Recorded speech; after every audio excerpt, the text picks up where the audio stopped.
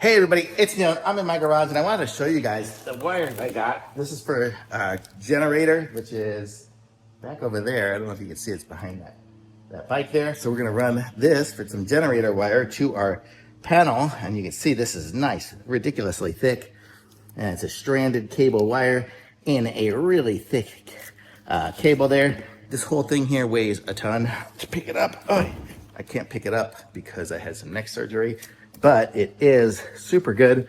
I don't know if it says what it is on anywhere on here. Let me see. Not really, but it's some thick wire. Oh, there it is. SW6450 is what it is. So it's 6450, super strong, flexible cord, and really awesome. A little hard to show, but you can see we've got the cable connected up into the generator there. We currently have it inside here, so it's got a long cable that kind of goes over to the circuit panel. But the idea is when the power goes out, we can roll that outside, turn it on, and then we can have this big long cable going all the way across, goes to the circuit panels way over there. So totally cool. Thumbs up.